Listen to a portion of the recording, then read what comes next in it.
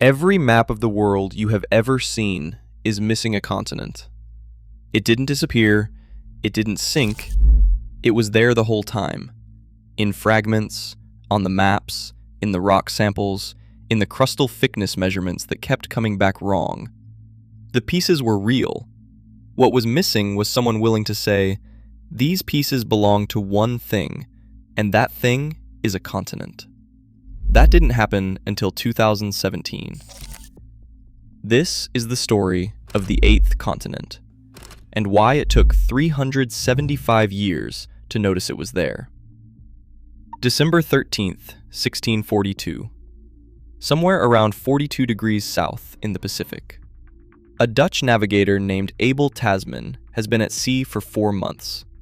He's looking for the Terra Australis, a great southern continent that cartographers had been drawing on maps for generations without evidence it existed. His employers, the Dutch East India Company, want trade routes. They've sent him south to find them.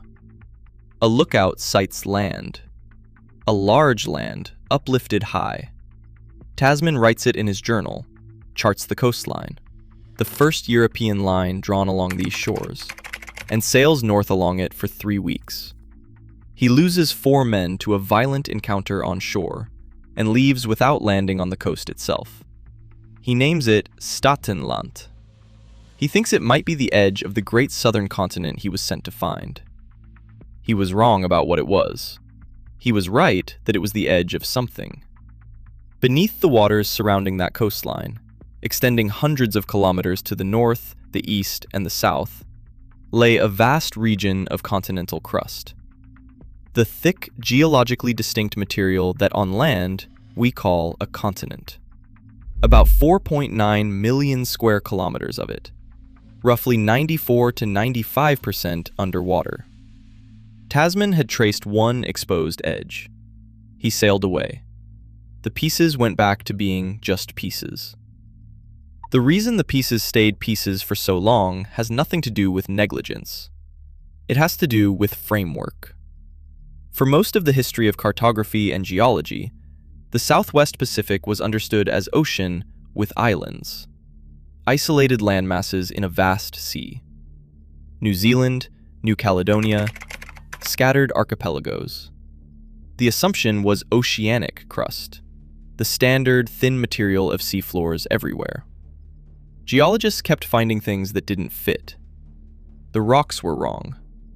Samples from New Zealand's continental shelf and the submarine plateaus nearby, the Campbell Plateau, the Chatham Rise, the Lord Howe Rise, kept coming up as continental type. Granite, greywacke.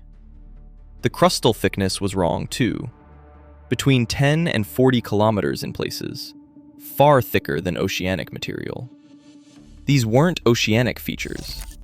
They were continental features, submerged. The data had been accumulating for decades.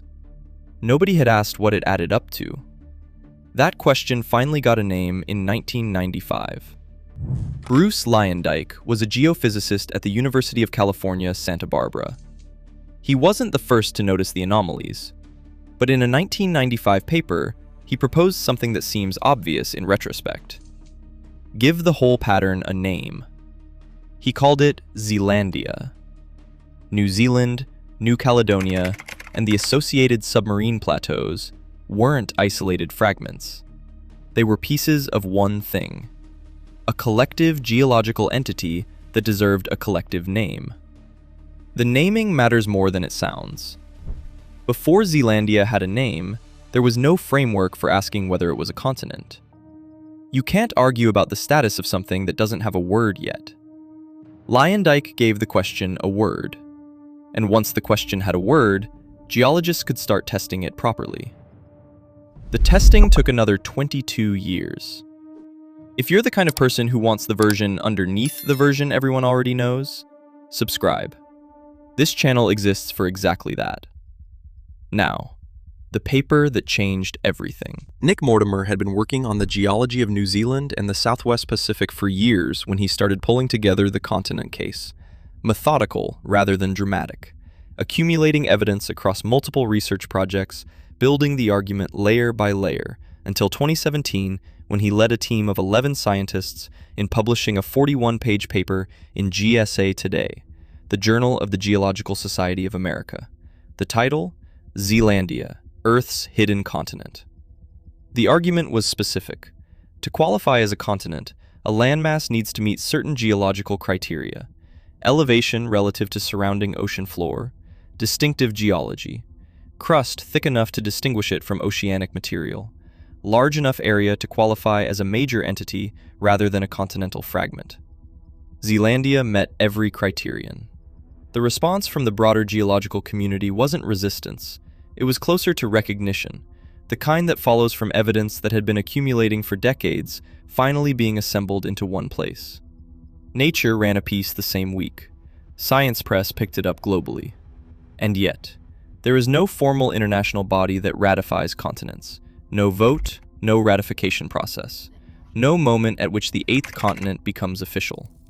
The GNS science team noted this directly.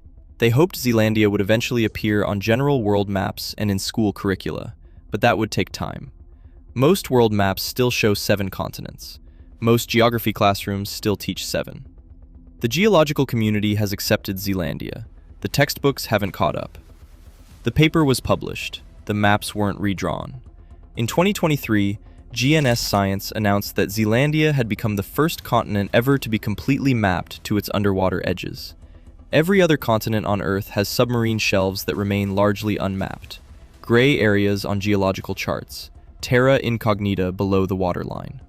Zealandia, because it required deliberate effort to map something the world hadn't properly named until 6 years earlier, is now more completely understood geologically than any other continent on Earth.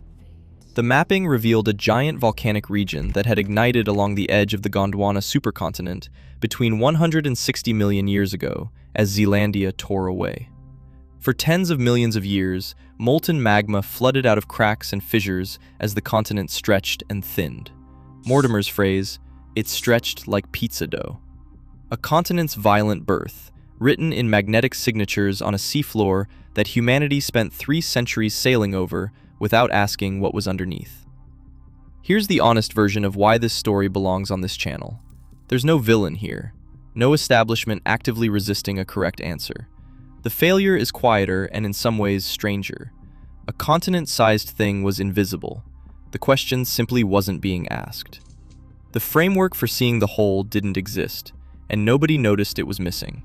That's a specific kind of blindness worth naming. The pieces were present, the whole was not.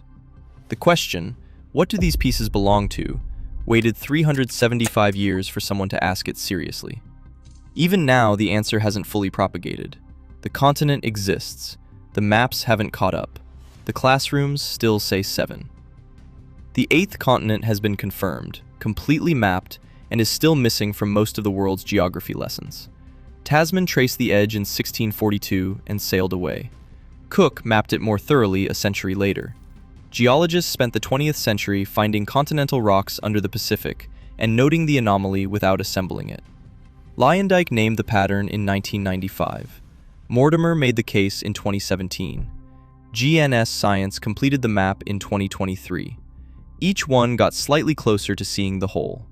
For 375 years, the pieces were there, on charts, in rock samples, in crustal thickness measurements that kept coming back wrong. The evidence was accumulating the entire time. The question just took 375 years to arrive. Every world map published before 2017 was missing a continent. Nobody buried it. Nobody suppressed it. A geologist in New Zealand counted up the evidence, wrote it down, and the world had 8 continents. The continent was always there. Nobody noticed it was a continent. That's what this channel is for. Subscribe. Leave a comment. Tell me which part of the map you'd redraw. See you next time.